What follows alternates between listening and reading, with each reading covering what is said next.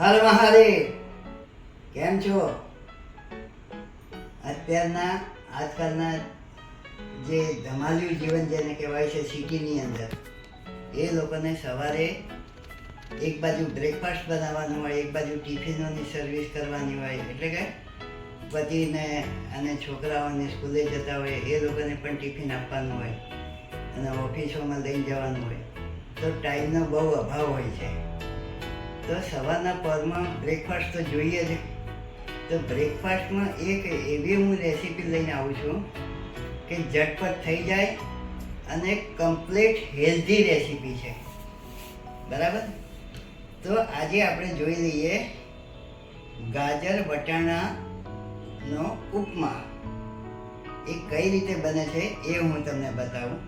અને complete healthy છે અને ઝટપટ થઈ જાય અને નાના છોકરાઓને પણ ભાવે એ ટાઈપનો આ ઉપમા છે. તમે નાના છોકરાઓ ટિફિન લઈને જતા હોય સવારે, તો એમના બ્રેકફાસ્ટમાં પણ તમે આ ઉપમા આપશો તો ખુશીથી ખાશે. બરાબર? તો ચલો આજે જોઈ લઈશું આપણે ગાજર, લીલા વટાણાની તો સિઝન છે અને ગાજરની સિઝન છે, તો ગાજર અને લીલા વટાણાનો ઉપમા.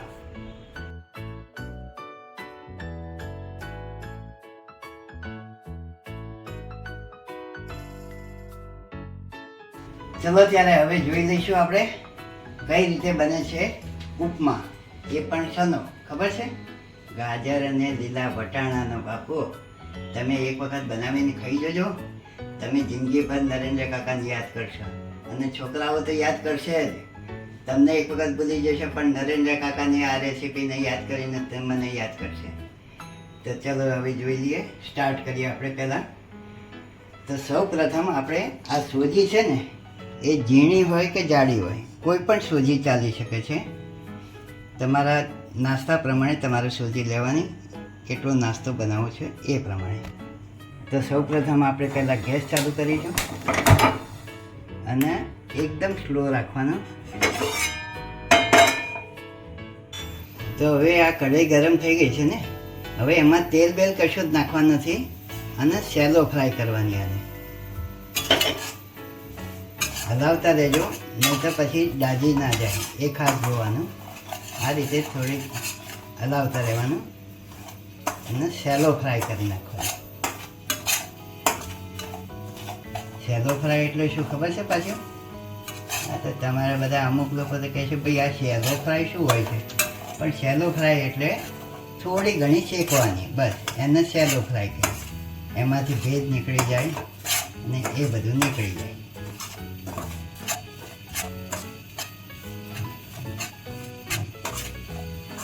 એક બાજુ આપણે આ સોજીનો સેલો ફ્રાય કરીએ છીએ, ત્યાં સુધી આપણે મેં ગરમ પાણી પણ કરી નાખ્યું છે, એનો ઉપયોગ કરવાનો છે.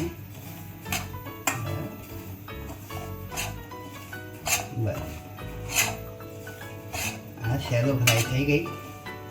હવે આને પ્લેટમાં કાઢી નાખીશું, થોડી ઠંડી થવા દઈશું, ગેસ કરીશું બંધ. હવે આને સેલો ફ્રાય થઈ ગઈ, થોડી સી બ્રાઉન હશે, આ ટાઈપની થવી જોઈએ.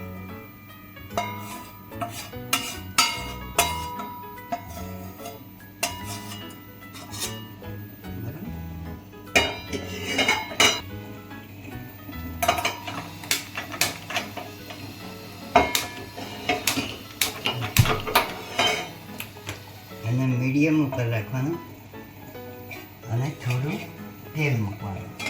તો હવે આપણે આ કઢાઈમાં તેલ લેવાનું, અને તમે ઘી લો તો વધારે સારું, પણ મેં તેલનો ઉપયોગ કરું છું. હવે એમાં મગની મોગર દાળ નાખવાની વઘારમાં. આમાં રઈનો કે જીરાનો વઘાર નહીં આવે, મગની મોગર દાળ નાખવાની. પછી એમાં આપણે કાંદા નાખી દેવાના.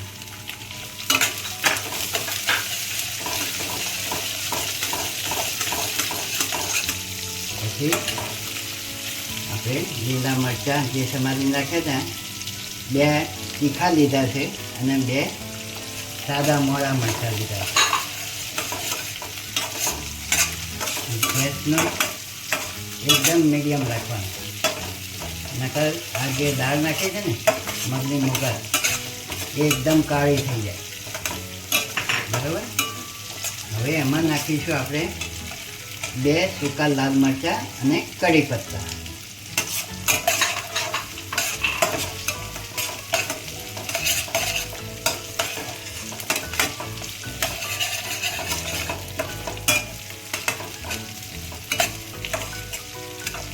કઢી પત્તાની સુવાસ તો એટલી બધી મસ્ત આવે ને કે ના પૂછો વાત. અને કઢી પત્તા તંદુરસ્ત રહેવા માટે બહુ સારા હોય છે.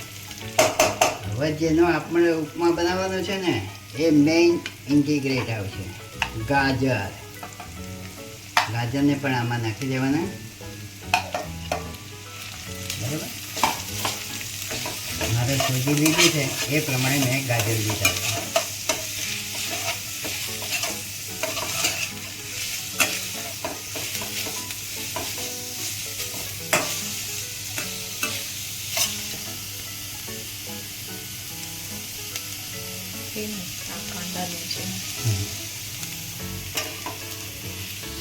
ચારે બાજુથી ભેગું કરી નાખવાનું. અને હવે આપણે નાખીશું એમાં લીલા વટાણા. મેં બાફીને થોડા તૈયાર રાખ્યા છે, અધકચરા બાફેલા છે. અધકચરા આમાં તૈયાર થઈ જશે.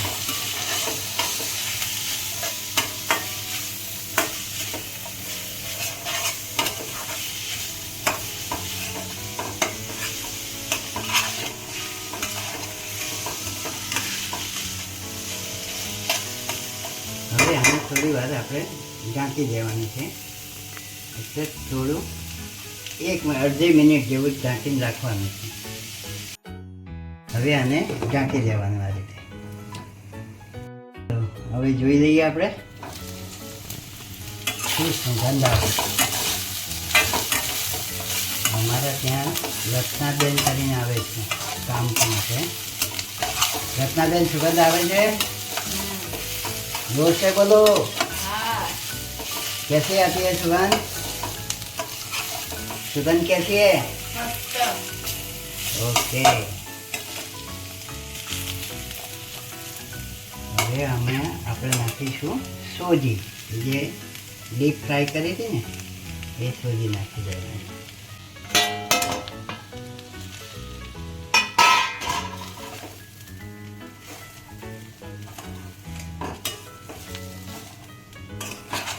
આવો નાસ્તો બનાવીને આપો ને તમારા પતિને કે તમારી છોકરીઓને અને છોકરાઓ નાના ભૂલકાઓને આપો ને બહુ ખુશ થઈ જશે. અને કહેશે કે મમ્મી હશે તો મમ્મીને કહેશે, અને બેન હશે તો બેન પણ કહેશે કે જોરદાર બનાવે છે નાસ્તો. ઝટપટ થઈ જાય. એનો રંગ કલર બધું જ અલગ આવે. હવે આમાં નાખીશું આપણે એકદમ હેલ્ધી બનાવવા માટે કાજુના ટુકડા. કાજુ હોય એટલે પછી તો કહેવું જ ના પડે. હવે આમાં જે મેં ગરમ પાણી કરવા મૂક્યું હતું ને એ ગરમ પાણી નાખીશું. અને પછી છાશ નાખવાની છે, ખટ મધુરો બને એટલા માટે. હલાવતા રહેજો. હવે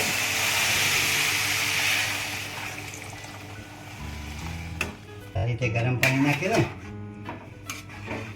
ને એટલે હવે છાશ નાખીશું એટલે ખટ મધુરો આવશે.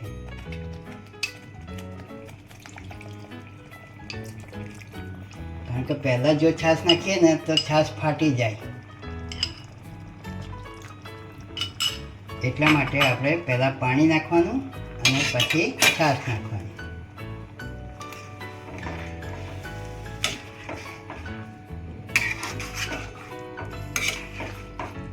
આ રીતે ચારે બાજુથી મિક્સ કરી નાખવાનું.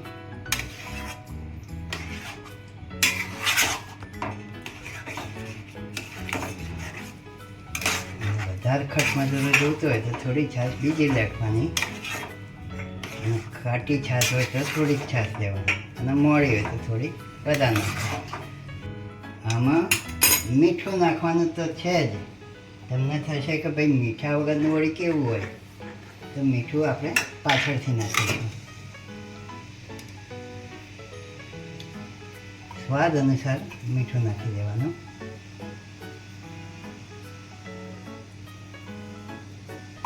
આમાં લાલ મરચું કે એ બધું નહીં આવે.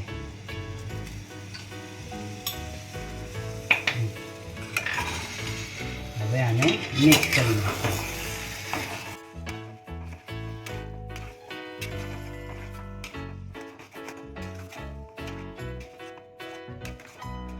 બસ આ થઈ ગયું છે. હવે આને આપણે થોડી વાર આપણે ઢાંકી દેવાનું છે. 1 મિનિટ પાછું બીજી વખત ઢાંકી દેવાનું. પછી આપણે સીજીને તૈયાર થઈ ગયો. હવે જોઈ લઈશું આપણે. વાવ, શું મસ્ત સીજીને તૈયાર થયું છે. બરાબર. હવે આમાં તૈયાર થઈ ગયો ને. હવે આમાં નાખીશું આપણે ગેસ કરીશું બંધ અને દ્રાક્ષ નાખીશું ડેકોરેટ કરવા માટે, અને ટેસ્ટ પણ આવશે દ્રાક્ષનો. એને પણ એક વખત હલાવી કાઢીએ અને પછી આપણે સર્વિસ બાઉલમાં કાઢી નાખીશું. બરાબર. હવે આપણે અહીં સર્વિસ બાઉલમાં કાઢી નાખીશું અને પછી આગળને પ્રોસીજર કરીશું.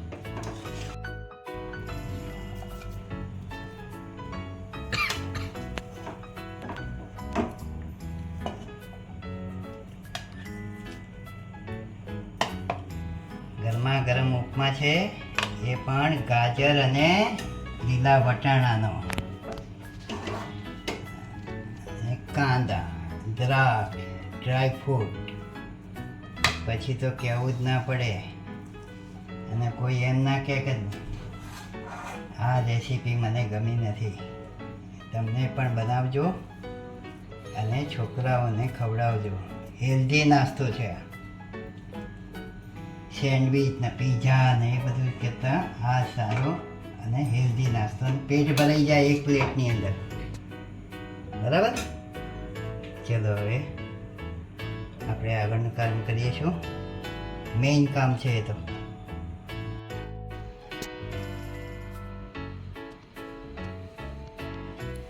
જુઓ, આ નરેન્દ્ર કાકાનો હેલ્ધી નાસ્તો તૈયાર થઈ ગયો છે. હેલ્ધી એટલે કે એની અંદર ગાજર આવે છે, લીલા વટાણા છે, પછી કઢી પત્તા છે, અને પેલી ડુંગળી છે. અને તમે જો ડુંગળી ના ખાતા હોય તો તમે ડુંગળી પણ સ્ક્રીપ કરી શકો છો. અને લીલા વટાણા અને ગાજરનો હલવો બનાવી છે. અરે હલવો ક્યાં યાર, હા તીખો હલવો તો કહેવાય. જો કે હલવો એટલે પેલા મીઠો હલવો બધા સમજતા હોય છે, પણ આ તીખો હલવો કહેવાય. પણ આપણે એને કહીએ છીએ ઉપમા. બરાબર.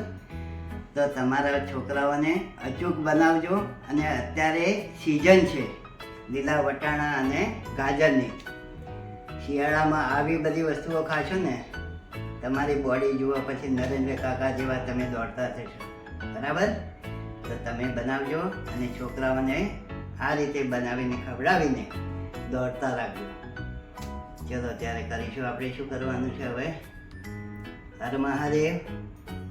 અરે ભાઈ મારા વાલા, જે નવા વ્યુઅર્સ ભાઈઓ જો મારા વિડીયો જોવે છે ને, એ લોકોએ જો સબસ્ક્રાઈબ ના કર્યું હોય ને, તો પહેલું સબસ્ક્રાઈબ કરજો. તો આજે હું આ બધી રેસીપીઓ તમને મોકલાવીશ. નકર નહીં મોકલાવું અને તમને મળશે નહીં. તમારે સર્ચ મારવું પડશે. તો તમારે ડાયરેક્ટ જોઈતી હોય મારી રેસીપીના વિડીયો, તો તમારે લાઈક, શેર અને સબસ્ક્રાઈબ ચોક્કસ કરવું પડશે. બરાબર. ચાલો ત્યારે હર મહાદેવ.